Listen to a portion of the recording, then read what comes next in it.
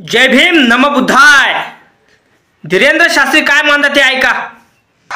और मस्जिद के सामने भी कथा गा सकते हैं।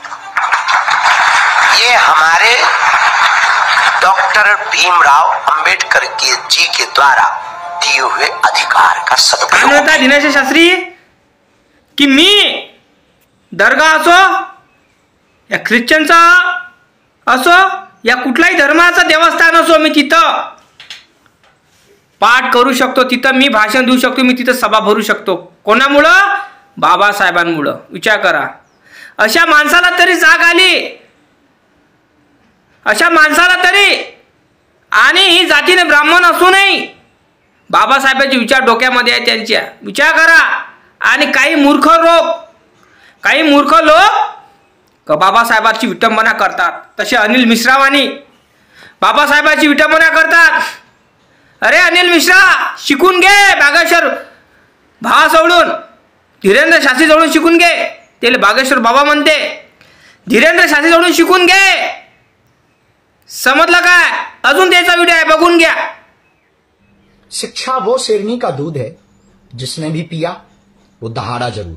शिक्षणासाठी काय म्हणते ते बघा। 2 कम खा लेना, कपड़े भले ही फटे या पुराने पहन करके चले जाना, छत के बिना रह लेना, पर अपने बच्चों को पढ़ाना जरूर, शिक्षा जरूर देना। ह्या लोकांना, धीरेंद्र शास्त्रींना बाबासाहेब कळले, पण अशा अनिल मिश्रा सारख्या भडव्या लोकांना बाबासाहेब कळले नाही। समजलं काय? बाबासाहेबासारखी व्यक्तिमत्व, महापुरुष, युगपुरुष हा कधी जन्माला येत नाही। आणि धीरेंद्र शास्त्रीने एकच सांगितलं, शिका, संघटित आणि संघर्ष करा, शिका, 2 रोटी कम खाओ फिर भी बच्चों को पढ़ाओ। मग विचार करा तुम्ही, धीरेंद्र शास्त्री जातीने ब्राह्मण आहे, आणि बघा त्याची विचार बघा।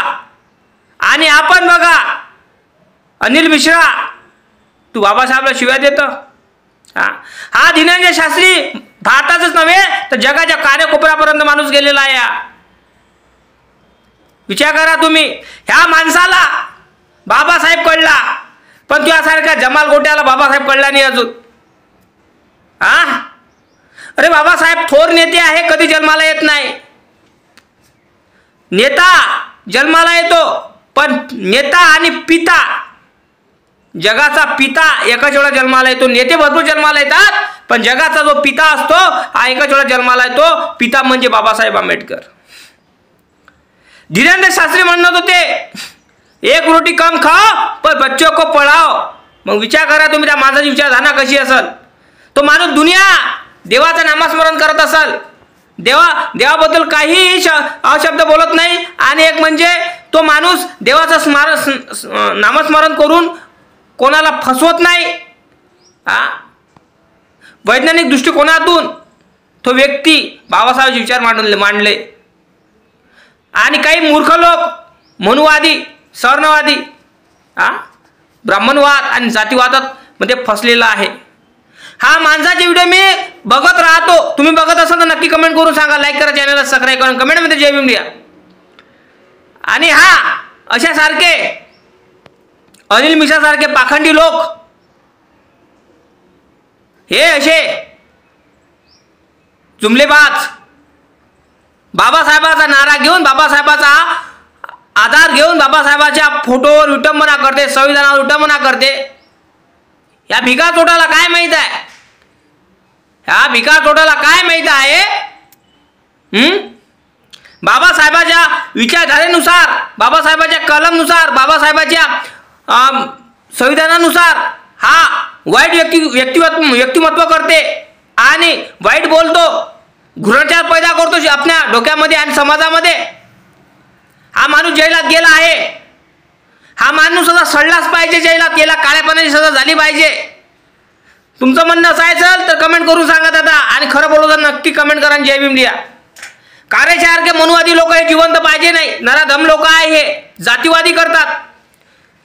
त्याला असं वाटलं का सोशल मीडियावर आपण जरासा काय बाबासाहेबाचा उद्गार केलं तर आपलं सोशल मीडिया आपल्याकडे वळल, गु खाया।